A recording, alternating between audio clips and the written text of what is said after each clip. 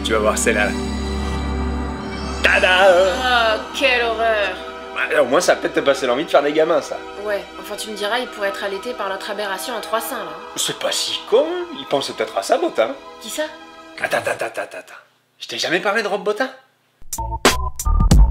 Merde, putain, quel film de bâtard. Bon, ok, je sais, on est à l'heure du numérique.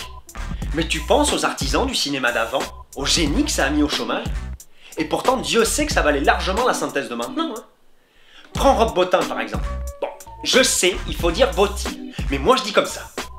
En 74, alors qu'il a à peine 14 ans, fan de films de monstres, il envoie une photo des maquillages qu'il fait tout seul dans sa chambre à son idole de l'époque, Rick Baker, espérant avoir en retour un autographe. Baker sera tellement impressionné que c'est un contrat d'apprentissage qu'il va lui renvoyer. Donc à partir de ses 16 ans, devenu assistant de Baker, il va pouvoir se faire la main sur de futurs classiques, le King Kong de Guillermin en 76 et les masques des extraterrestres de la Cantina dans Star Wars l'année d'après. Jusqu'en 78 où il va pouvoir signer son premier contrat de maquilleur indépendant pour le film Piranha de Joe Dante.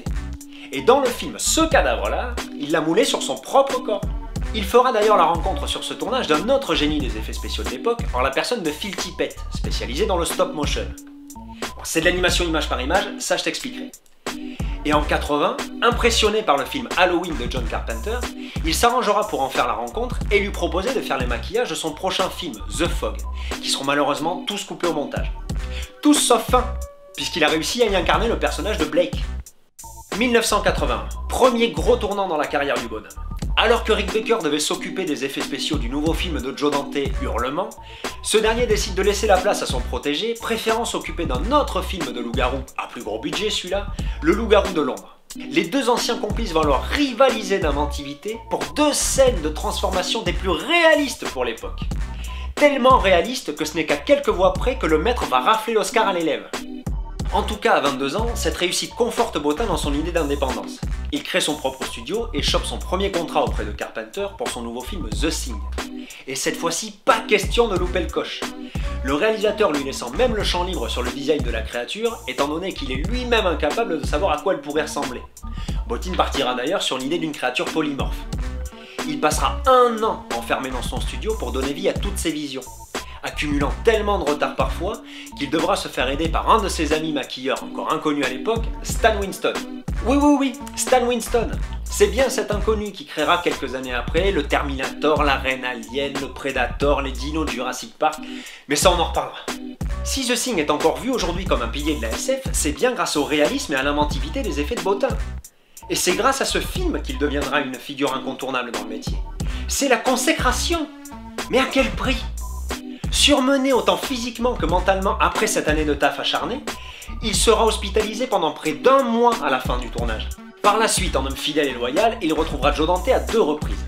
D'abord sur le 3e segment du film à sketch La 4e dimension, auquel il donnera ses effets de cartoon horrifiques, puis sur Explorers. Alors je sais, c'est encore des extraterrestres. Mais là, en créant un système qui lui permettra d'excentrer les yeux du personnage, il nous fera oublier que c'est juste un mec dans un costume. En 1985, il travaillera avec un réalisateur qui s'est fait connaître sur 2 petits films, Alien et Blade Runner. Ouais, c'est Ridley Scott, ouais. Et sur Légende, au-delà des elfes et des gobelins obligatoires dans n'importe quel film d'heroic fantasy, il va s'inspirer du travail de Walt Disney sur Fantasia pour donner vie au maquillage de Darkness, qui était fait à base de silicone, ce qui était révolutionnaire pour l'époque. Et derrière le maquillage se cache Tim Curry. Si, crois-moi, Tim Curry, tu le connais. Et encore une fois nommé aux Oscars pour ce maquillage, il se fera malheureusement coiffé au poteau par Chris Wallace et ses maquillages pour le film La Mouche. C'est en 87 que va avoir lieu le 3e tournant de la carrière de Bottin. Après avoir encore maquillé pour son pote Dante dans L'Aventure intérieure et avoir collaboré avec George Mad Max Miller sur Les Sorcières d'Eastwick, il fera la rencontre d'un autre génie. Venu d'Europe celui-là, il se fera surnommer le Hollandais violent. Paul Verhoeven. Et crois-moi, ils étaient faits pour se rencontrer ces deux-là.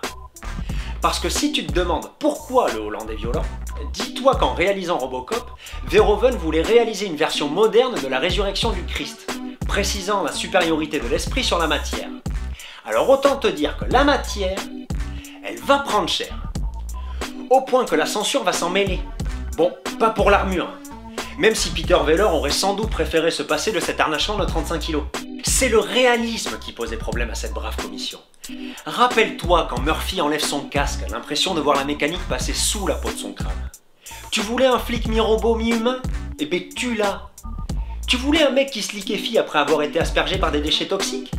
Ben tu l'as. Tu voulais voir la résurrection du Christ? Impossible sans passer par sa mise à mort alors. Et c'est ça que la censure n'a pas aimé. Parce que si le réalisme doit être au service de la violence, Bottin est vraiment ce qu'il fallait à Verhoeven.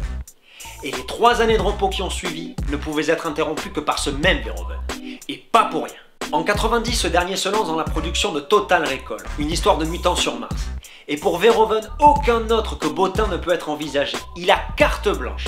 Littéralement, c'est open bar. Il a l'équivalent de toute la cantina à maquiller pour lui tout seul cette fois. Et tu le sais aussi bien que moi, il a très bien réalisé son coup. Et pas à cause d'elle, bande de cochons. À cause de Kuato, cette espèce de mutant siamois télépathe là. Au niveau du réalisme, t'auras jamais plus malaisant. Quand l'animatronique atteint ce niveau-là, et non seulement avec Kuato, mais également avec les scènes d'asphyxie sur Mars ou de l'extraction du traceur, c'est normal que tu l'aies eu ton Oscar, Rob. J'en profite pour remettre une couche sur la fidélité du gars, qui n'hésitera pas à imposer le design du chauffeur de taxi robotique, moulé sur son ami Robert Picardo, qu'il a déjà maquillé dans bon nombre de ses films. Parce que là c'est lui, là c'est lui, là c'est lui, et là c'est lui. Et finalement son Oscar il aura peut-être eu in extremis. Parce qu'avec les années sont arrivées les images de synthèse. Et incapable de s'y adapter en passionné de la matière qu'il est, il va préférer se retirer progressivement. Bon, fidèle à Verhoeven, il va participer au meurtre d'intro de Basic Instinct et n'enchaînera au fil des années que quelques masques par-ci par-là, mais vraiment le cœur n'y est plus. Jusqu'en 95, où il va retrouver un peu le sourire grâce à un jeune réalisateur du nom de David Fincher, qui va lui commander les maquillages des victimes de torture de son nouveau film Seven, puis ceux de Fight Club. Malheureusement depuis, plus rien.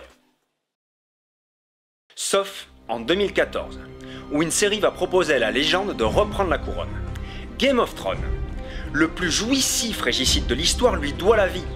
Alors le roi est mort? Vive le roi! Cette nouvelle émission a pour but de mettre la lumière sur certains des plus grands techniciens du cinéma.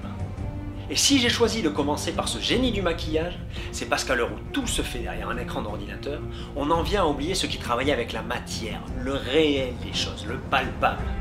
Des passionnés que l'industrie du cinéma a laissé crever sur le bord de la route, pour des effets visuels toujours plus grands, mais franchement pas toujours des plus convaincants. Alors si comme moi, tu penses que la star du film, c'est pas toujours celle qui est à l'écran, n'hésite pas à te faire un arrêt sur l'image et parle-en autour de toi. Cette émission est faite pour ça. Et n'oublie pas, si le cinéma essaie aujourd'hui de mettre la barre toujours plus haut, c'est peut-être parce que c'était mieux avant.